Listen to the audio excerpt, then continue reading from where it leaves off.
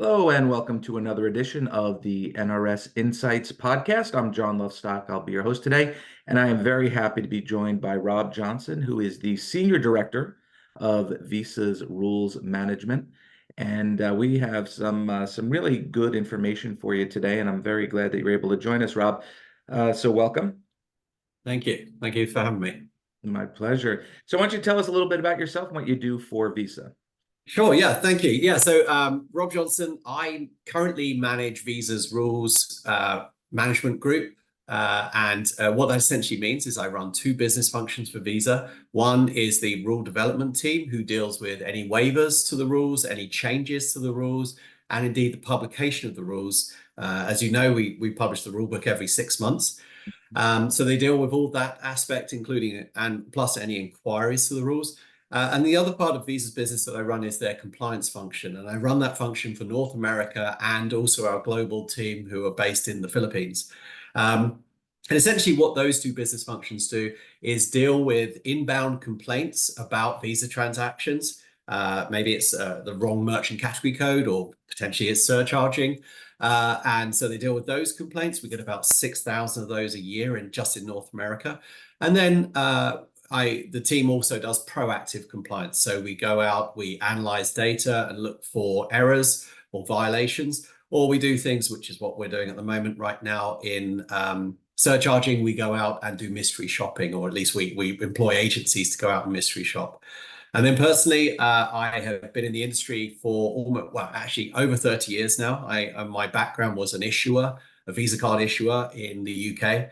I joined Visa and they asked me to move out to California almost 19 years ago. And I've been in this role now for about 10 years. Very nice. So when you're out visiting the stores, because we do cover a lot of retailers, specifically convenience store, and for me personally. So what are some of the brand violations that you see being committed at the retail level?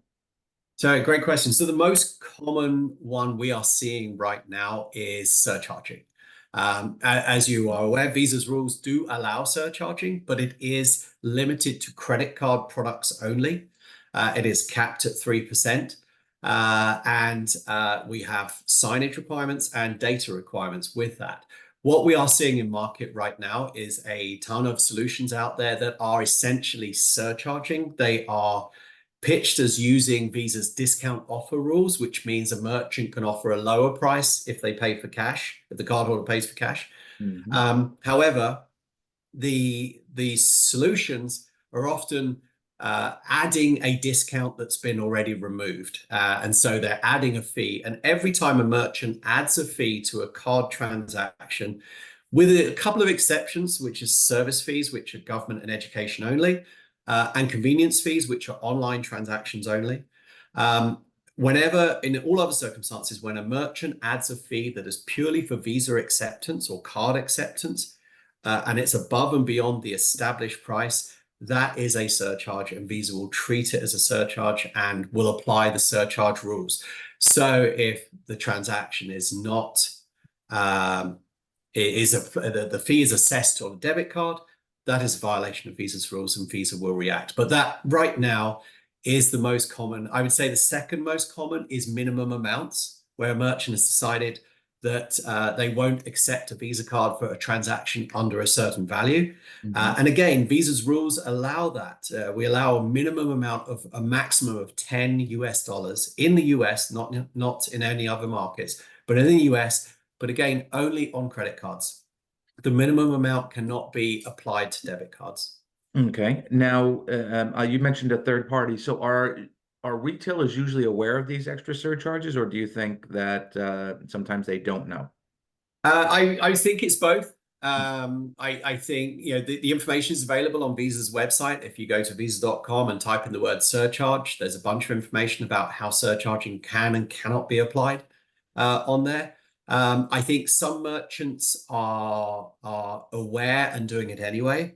But I also think right now in the US market, there are a significant number of merchants who have been told this is a solution they can use, and that claiming everything has already been discounted and then adding a fee to all transactions to remove that discount is a compliant pricing model, which it is not. That still falls into the category of surcharging. So I think it's a mixed bag, but I think the US market is definitely somewhat skewed right now by the presence of many of these models that do not comply with visas rules, and that's what we have been in the process of addressing over the last 2 years. It's a great takeaway for retailers. So if you are working with anybody, understand the rules, understand what your partners are doing, because they'll be Right. held liable, right? In the end.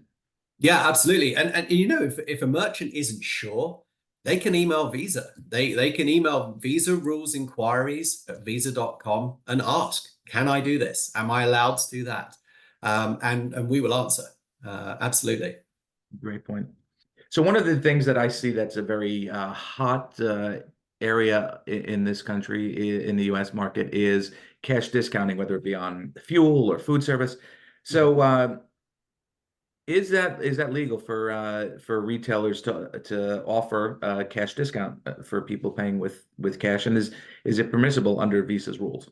Yeah, it absolutely is. The rule in the Visa book is called discount offers. And essentially, that rule lays out and says a merchant is permitted to offer a discount or other incentive uh, to the merchant's standard, stated, or list price. And that is the price the customer sees. And to be clear, that's the price at a individual item level.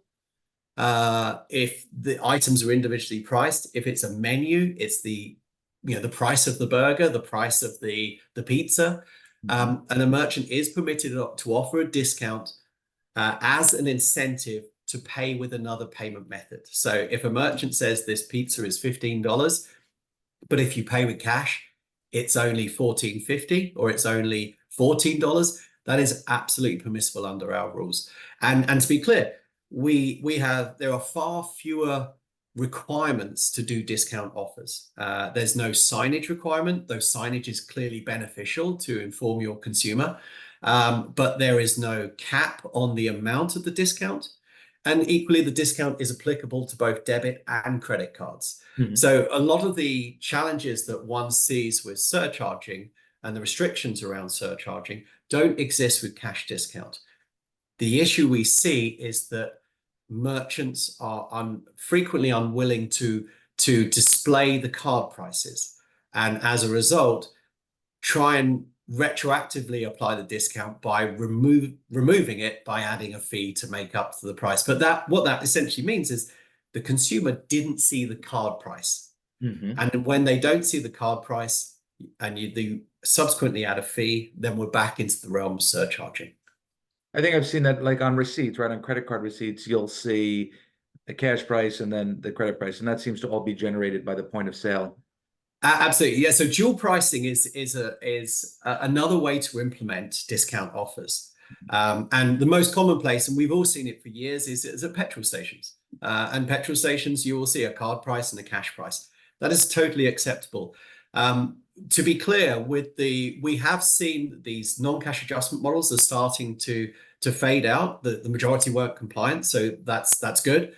But now a lot of them are being replaced with dual pricing, which is great, and has the opportunity to comply with Visa's rules. However, I do want to be clear, and I've been communicating this of late, that dual pricing just at the point of sale, if there are other prices elsewhere that are the cash prices, dual pricing at the point of sale in of itself is not compliant. So you still have to have the individual items if they have prices. If they don't have prices, that's fine. But if they have prices, the price on the individual items, be it a menu, be it a Snickers bar on a shelf, has to be either just the card price, if there's one price, or both prices, the card and cash price displayed simultaneously. Just having a cash price on the item or the menu and then displaying dual pricing at the point of sale is still falling into the realms of the surcharge, because the customer who's picking up an item for $14.50, thinking that's the price, when they go to pay, suddenly if they pay with a card, it's $15. Well, the price has gone up. It's a surcharge back again once again. See, that's interesting because I've noticed that gas station, like I'll use New Jersey prices. Your gas prices in California are way Yeah, higher they're crazy. than what we're paying here. So you'll see today a 293 cash price and a 299 cash price. But at another station, it might be 293 cash price, 303 credit price. What is that gap? Is that what you were saying, that it is that their processing fee? Is that makes it It, can't it, exceed the yeah, that's a really good question. I don't know for certain, but based on my experience, I would say it's more likely the processing fee, but also uh, I think in some occasions it is an opportunity for the merchant may actually be somewhat inflating the price for card payments as well. Which again, if it's done correctly under the discount offer rule, which means dual pricing, Visa has no control or requirements governing that. So it's not permitted. Um, it may be not necessarily what is best for the consumer, but the difference between the cash price and the card price can be entirely set by the merchant, and in some instances can be set to offset wholly the cost of acceptance, but Mhm. also can be set to partially offset the cost of acceptance. So maybe the merchant is paying 3% merchant discount rate on all their transactions, but because they know the customers generally spend more and have a higher ticket value when using card, and maybe rather than putting 5 gallons of petrol into the car, if they're paying with card and the difference is not that much, the customer is more likely to buy 10 gallons of petrol in their car, then the merchant may choose that the difference is only 1.5%, and that they'll still recognize that paying 1% of the MDR themselves actually drives higher volumes and higher sales. It's one of the great phenomena here, by the way, is that you'll see cars cut across 3 lanes of traffic, cutting people off to go to the gas station that's 3 cents cheaper to get Oh 10 yes. gallons. And when you do the math, it comes out to like 30 cents. So they put everyone's life Yes. in jeopardy for 30 cents. It's pretty We funny. we had a scenario years ago in San Francisco where a gas station was closing and they offered petrol at 1.99 a gallon. And the line went round the block and the media interviewed people. And there was one lady who'd driven 40 miles to fill up a Honda Civic with 12-gallon tank. And she'd waited in line for 4 hours. So she'd driven about 100 miles, wasted total time probably 5 hours, and if she saved any money it was maybe $2 or $3. So Ridiculous. you can Yeah. never account for this sometimes. It's funny though. I wanted to touch on something that you mentioned, that the minimum dollar requirement, because talking to retailers, sometimes I get different answers. I'm not sure they fully understand it. So can you tell us a little bit about you already answered it, but I'll set it up for you. Is there a minimum dollar requirement on credit or debit? Yeah, great question. So yes, there is no, well, the minimum requirement on debit is any amount. On credit, it is 10 US dollars. That's the maximum minimum, uh, That, maximum minimum amount. that So you can set if you want, right? You don't have to set a minimum, do you? absolutely not. No, no, no. It's entirely at the consumer choice and or the merchant choice. And the driver behind this was regulatory and legal intervention over a decade ago in the US payments network. And part of those settlements was the fact with two real drivers. One, Visa agreed to reduce regulated interchange on debit cards, so that the amount, the fees that are charged on a debit card transactions are significantly lower than those on credit card transactions. And then as a result of that, the offsets were for credit you can surcharge, and for credit you can set a minimum amount, but it can't exceed 10 US dollars. So those were if you like, the compromise and the offsets on the fact that credit interchange remained by and large where it was, but debit interchange got significantly reduced. Hence the reason we don't allow surcharging on debit and we don't allow minimum amounts of debit. Understood. So when it comes to these rules, and we've gone over some of the rules and potential violations, what does Visa do to enforce these rules and these compliance issues? Yeah, so we have, I mentioned earlier, more than half of my team is a compliance function. In fact, I have out of 27 staff, 24 are currently engaged in compliance activity of various degrees, and not just in North America either. So we field two types of complaints, essentially. Reactive complaints, where consumers come to us and complain. And I mentioned earlier, we get about 6,000 of those currently in the US. And the majority of those revolve around surcharging and minimum amounts. Mhm. Um, so we deal with those. We also then have proactive compliance, where we are currently, for the last 2 years, have a mystery shopping program in the US, going around testing, conducting transactions at merchants to see if they are being charged extra fees when using their debit card. And indeed, even if they use a credit card, if the transaction is processed in compliance with our surcharge rules, i.e., the data is populated in the transaction record with a field called field 28 that says the amount, as well as the appropriate signage, disclosures on the transaction receipt, and the fact that the 3% cap that Visa puts on surcharging is honored also. So we're very active in both those spaces, and we literally open thousands of compliance cases a year where we find these violations. Okay. So in general, for retailers, what are some, best practices or some tips or advice you can give them to both leverage their payment acceptance and grow their business?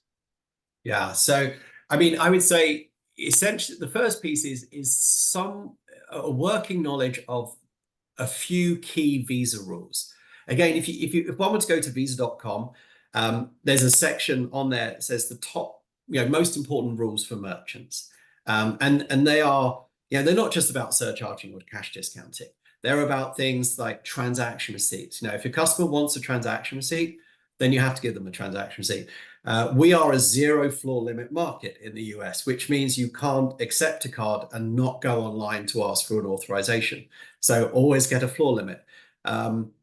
Honor all cards is another one, which means, if you're a merchant, but there's a particular bank that you don't like, maybe you've had a bad history with them, you can't, as a Visa merchant, say, I'm going to accept every Visa card except for the cards issued by the bank I don't like. So, to me, those are the primary ones. And then, I think surcharging is definitely a little bit harder because it does require technical resources to do it properly. One cannot rely on the merchant or their staff being able to identify debit cards from credit cards. Half the time, there's a chance the consumer won't know what product they're necessarily paying with.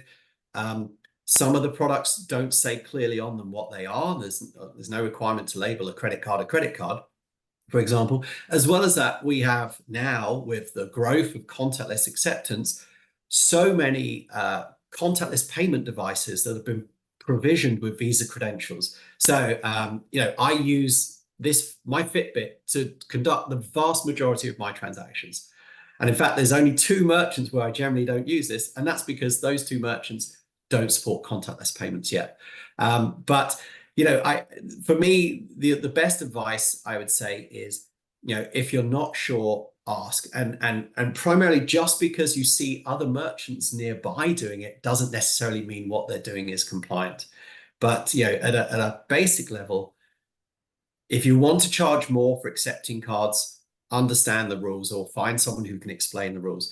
If you want to set a minimum amount for transactions, understand that it can only be set for credit products, and you're going to need some sort of system logic to support that. So the best advice I can say is, if a merchant is thinking about what they do to offset and manage their costs of acceptance, is talk to their bank, their acquirer, their ISO, and ask what options are available. And then what we hope is that the options that are given to that merchant, which, I'll be blunt, has not always been the case in the last few years in the US, that those options for potential alternative pricing comply with the network rules. And again, it's not just our rules, it's MasterCard rules as well, it's American Express's rules.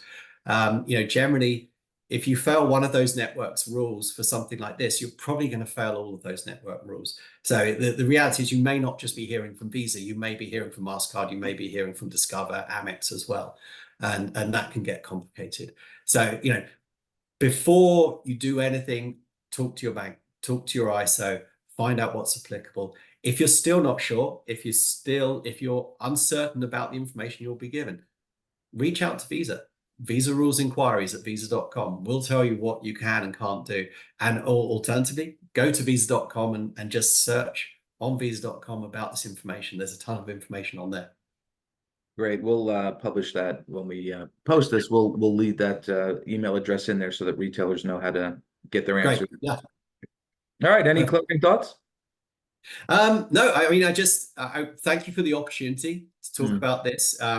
As you can imagine, this is a huge strategic priority for Visa. We recognize there is a desire and somewhat of a need out there to manage increasing costs, and a lot of merchants are seeing their card acceptance costs and thinking in isolation that is something that when compared to cash is the same thing, and that they take away more cash than they do, or get to keep more of the cash than they do for a card payment. But Visa believes that there are a huge amount of benefits from card acceptance. We have higher ticket values, increased security on transactions.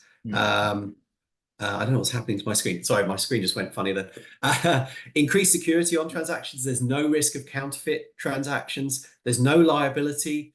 You don't get fraudulent. If you get a fraudulent card, you're not going to be liable for it. You don't have to total up the Visa receipts at the end of the day. You don't have to take them to the bank. It's all done electronically. There's no risk of theft, which all these things you have complications and challenges with cash that don't exist with card, and that's the benefit that gets delivered from the cost of acceptance. So Visa really thinks that there is a huge amount of benefits from this, and our request is consider those aspects. And again, if you're thinking about doing something differently in terms of offsetting the card acceptance, then ask the questions. And Visa is dedicated and committed to transparent consumer pricing. And our ask to the industry as a whole, the payments industry as a whole, is, we want everyone to be an expert in card payments and make sure that the solutions are being offered to merchants comply with network rules, and that those merchants can stay and focus on being good at making pizzas, good at making burgers, good at selling, snacks, whatever it may be, lottery tickets, whatever it may be. They can focus on being experts at that. And those of us in the payments industry can focus on being experts at what we're experts on and not create any inadvertent compliance traps for our merchants. But the takeaway for the merchants is, ask and inquire. And our goal is to make sure that the solutions that are offered out there comply with our network rules. Everyone can continue to do business and focus what they're best at. Great. Thank you very much, Rob. I appreciate your transparency and your willingness to share, so retailers understand the rules and can, at the end of the day, making money is not a bad thing. So being as profitable as they can and understanding the rules will go a long way. Absolutely. So on behalf of Rob and the NRS team, I'm John Lovestock. I want to thank you all for joining us on this NRS Insights podcast. I hope you all have a good afternoon and that you join us for a future NRS podcast. Have a good day, everyone.